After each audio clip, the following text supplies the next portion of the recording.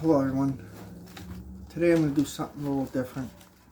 I want to talk about a very controversial subject today. And it's about decriminalization of illicit drugs and the opening up of safe injection sites or supervised injection sites. It's not secret that the United States has a major crisis concerning opiate abuse or opiate use disorder and opiate overdose, mainly because of the lacing of fentanyl nowadays. United States has a major problem here. 100,000 people had died from opiate overdose in a 12-month period ending in April 30th of 2021. Forgive me, but I'd like to humanize this a little bit because these are possibly our family members. These are people in our communities, possibly our brothers, our sisters, our fathers, people we pass on the streets and talk to every day. One day they just up and disappear, and it's because they died from opiate overdose. It's a very sad. 100,000 families mourned and missed their loved ones. And can we say those people deserved to die because they didn't do the right thing with their recovery or their addiction? Can we tell those 100,000 families that, oh well? Or is it really time to do something a little different, a little bit unorthodox, should I say? Today we criminalize drugs in every single way, from the way it gets in here and from people using. We criminalize addiction so much, we stigmatize it so much, and people aren't really wanting to get help in that kind of situation. Other places have found that with good social circles, social situation improvements, that people generally get clean.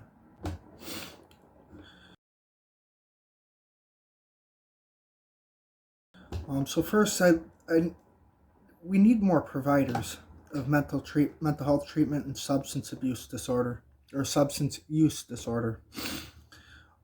There's not a lot of options out here as far as how many clinics give out methadone, buprenorphine products. One of the solutions is opening up supervised injection sites that have treatment resources and have medical personnel on hand in case somebody overdoses. And three, we really need to do is decriminalize drug use and personal use.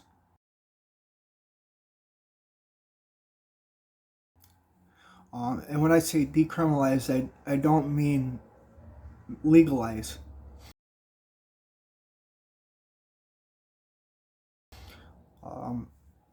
Portugal has a system that a person will get a citation. They will meet with social workers.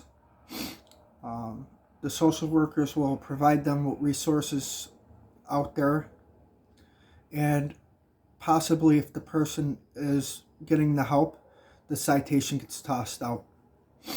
Now, that doesn't mean the drug dealers get a pass, or because that's still illegal. That wasn't decriminalized. The sale of narcotics isn't legal in most places, but they lowered it down to a type of misdemeanor offense. And this is for the manufacturing and selling.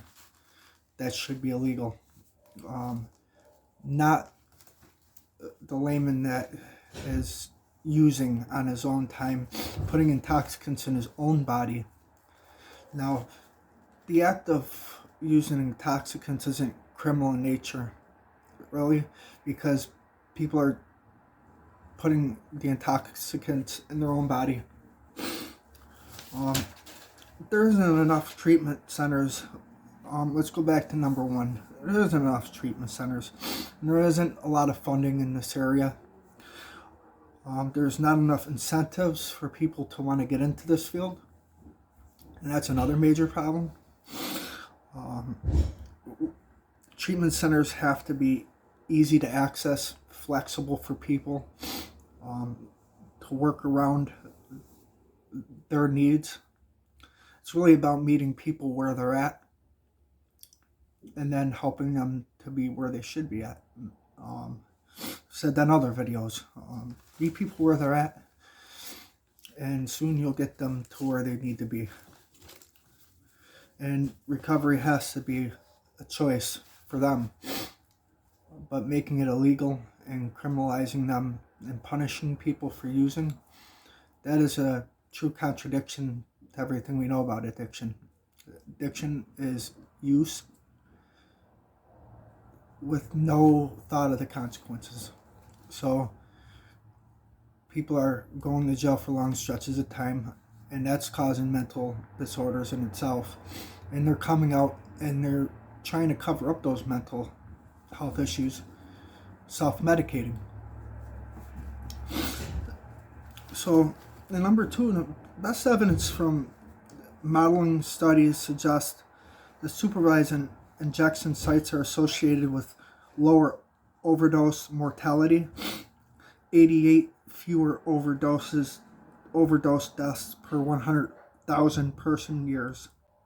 I'll explain that a little bit on the side.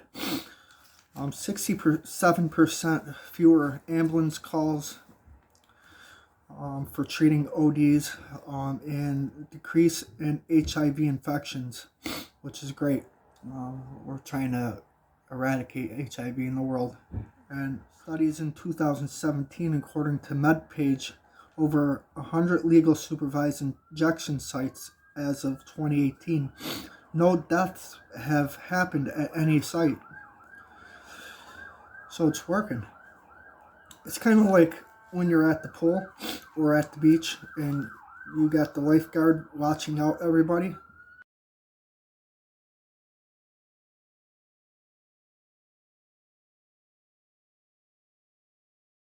They're not promoting swimming to anybody, but for people that are there swimming, they're keeping a watchful eye on them. And if somebody starts to get in trouble, they're right there to help them. I use that just because that's what safe injection sites are. They're pretty much a lifeguard in the back watching for a person, so if they OD, they can get immediate medical attention.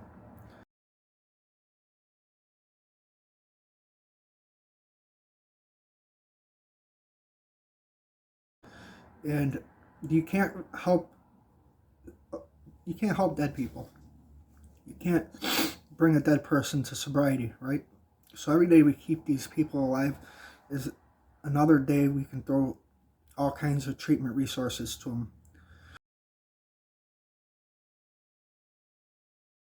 Treating them with kindness, compassion, and with empathy. It's important. And like I said, no deaths at any site throughout the whole time from 2018, and these have been going for the last. Supervised injection sites aren't very new. They've been going on for the last 20 to 30 years in different places. And also the crime rate did not change at all. So that means that these systems don't increase or decrease crime. This isn't a system that works on crime. But I'm convinced and I'm confident that once we start helping people, they will get clean on their own. Now, decriminalization, like I said, would go a long way.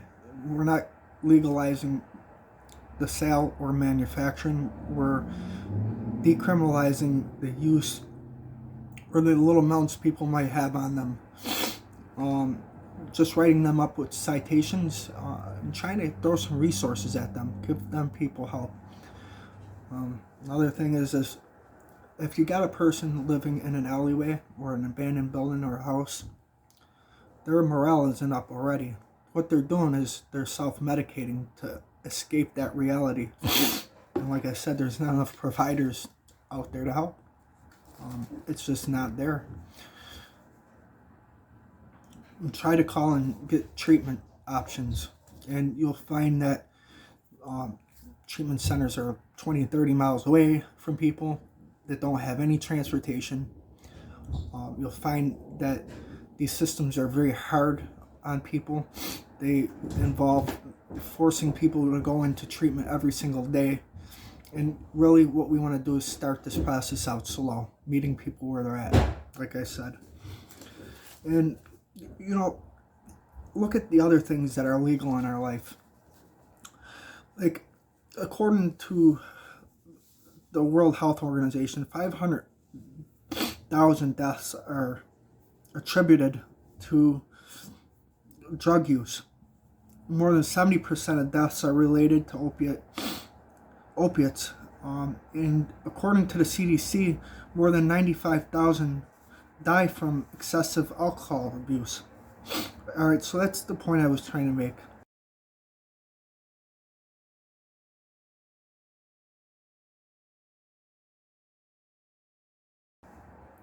We have like a million variations of mixed alcohol drinks, and it kills 261 people per day.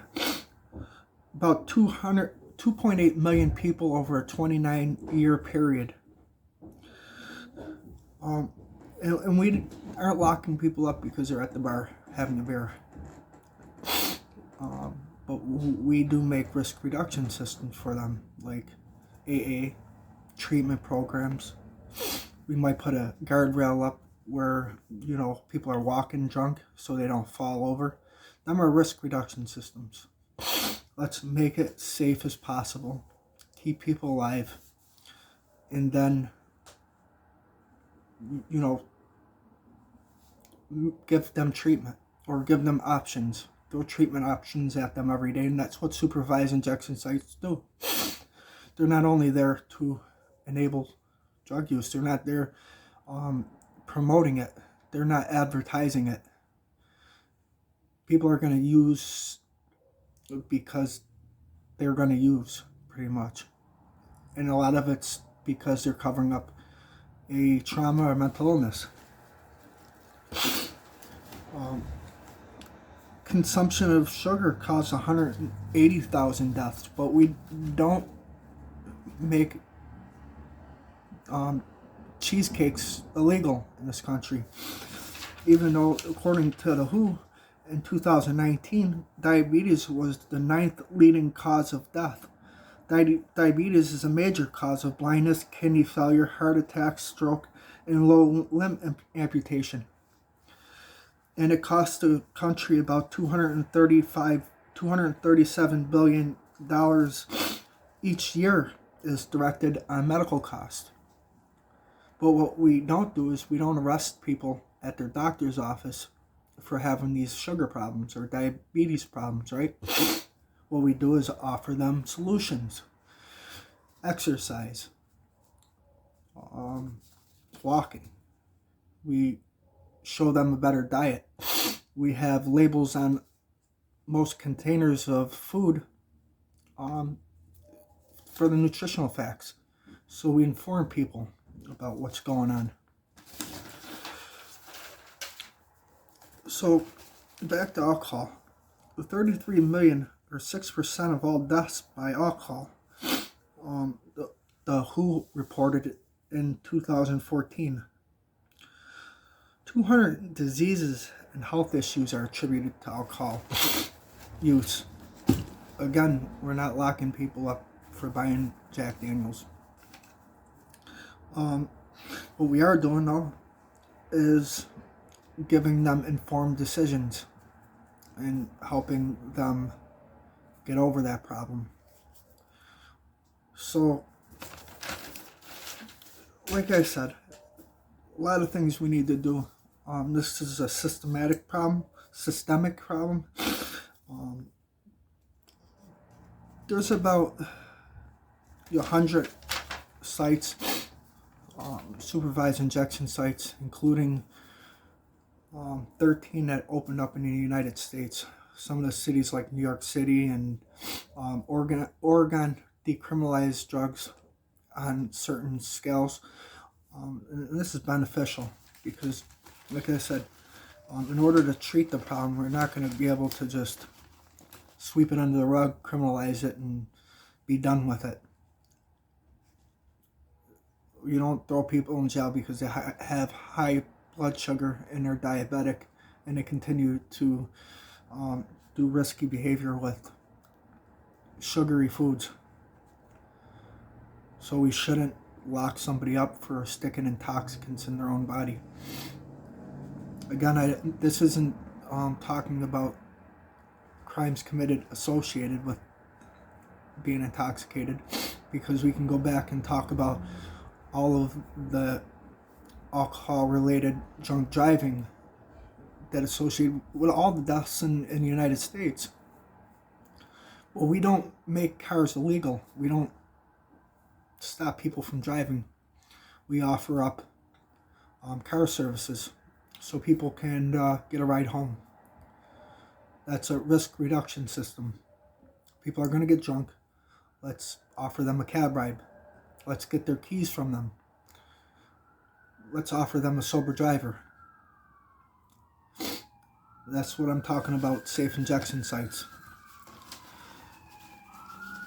Again, no one is promoting drug use, and like I said in all my other videos, if you have an addiction problem, there's plenty of pages on YouTube that can help you with that. Mine too. But that's just kind of the controversial issue, and I'd like to get your feedback if you can. Drop me a line on the comments. Please, like always, I like when people subscribe. Tell me how I'm doing. You hit that little bell on the side and you'll get all the updates from my page. Thank you. Have a good day.